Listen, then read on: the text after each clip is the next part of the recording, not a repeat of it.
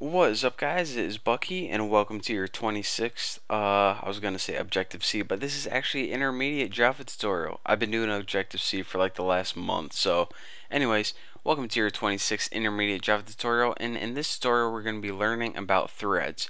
Now, if you watch any of my game tutorials, you know that I already taught you guys a little bit about threads, but now we're going to be really getting in depth. And aside from that, before I even begin, I want to show you guys something you might be interested about. If you go to my new blog right here, the new bostoncode.blogspot.com, it's a new blog I made today.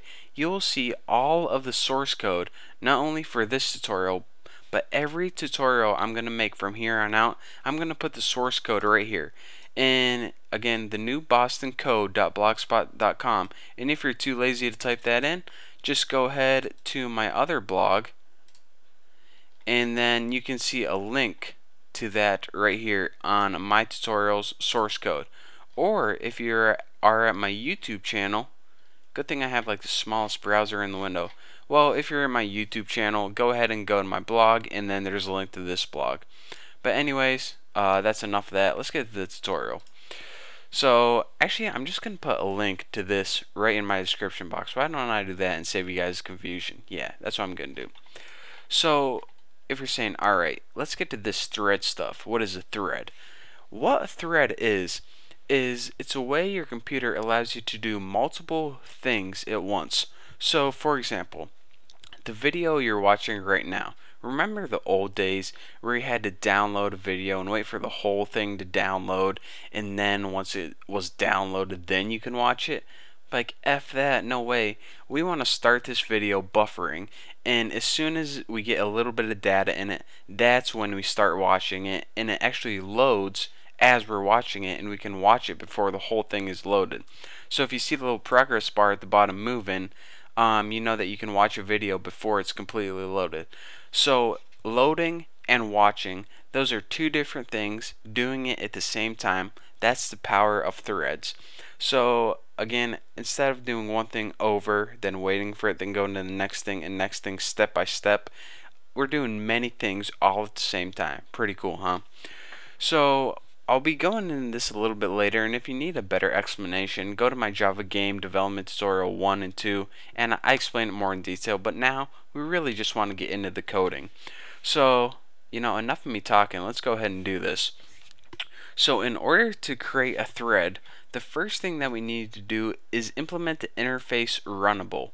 Now runnable right here contains one method and one method only we need to use in it, and that's the run method. Now whatever we put in this run method is the code that's going to run whenever we start our thread. So in this tutorial we're going to be building three separate objects. Each of those objects we're going to put on a separate thread. So we're going to have three threads. We're going to run them all at once and see what happens. Pretty cool, huh? So let's go ahead, and each of our objects, which is also going to be on its own thread, is going to have a string name, an int time, and random r equals new random, just because we want to give it a random time. Now we're saying, alright, not minus, that's what we're going to say first. Gotcha. I imported random from Java Util, so we don't have to make a separate class for that. That's a built-in class. Pretty cool, eh? So now, what do we want to do for the constructor? Public tuna, or whatever you name your class. I first want to give each object a name whenever I create it. So I'm going to pass in a variable later on to give it a name. So that name is set to your parameter, and I also want to give it a time to sleep. Now whenever you put a thread to sleep, it pretty much means do nothing. Just sit there, chill out, hang on, wait for something else to happen. So we can give it like a time manually, like 50 milliseconds, but we want to give it a random time because we can. So r from our random object right here dot next int, and as a parameter for this you write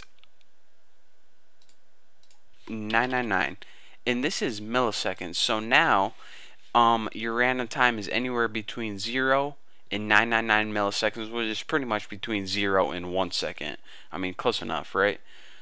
Alright, so outside of your constructor, now we're still getting this one error and it says, dude, you implemented runnable. When are you going to make this run method? Alright, we'll do it right now.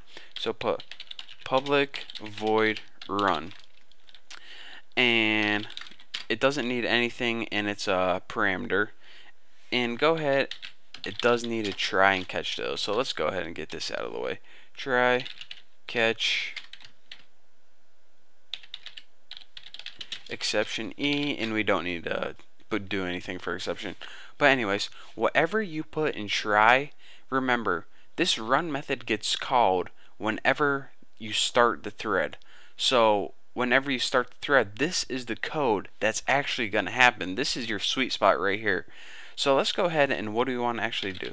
System out printf, and let's go ahead and press for the format. Let's go ahead and press %s is sleeping for %d. So we're going to say the name is sleeping, and then we're going to say how long it's sleeping for. And after this, we actually need to put our thread to sleep. So in order to put thread to sleep, put thread.sleep. And you don't need to name what thread you're putting to sleep, because whenever you call run, it automatically knows that thread. It's kind of like self keyword. So looks good right there. And we also need to put time in here. As a sleep parameter, you put how long do you want to sleep for. I mean, you could put something like 40 or 12 seconds like that. Actually, it would be that. But what we're going to be doing is giving it that random time to sleep for. So that's why that came in handy. And after this, we just want to do system out printf, one more statement to make sure everything went well. Maybe you should put out instead of R. That would probably help, you know, just a little bit. And let's just go ahead and put, alright, Haas, %s is done. And for the parameter, just put name. So I know this might not make any sense at all, but in the next tutorial, when I put all of this together, you'll actually see how to implement threads, and I'll be going over it one last time to tie it all together and so it makes sense to you. So stick around for the next tutorial, and I will see you then.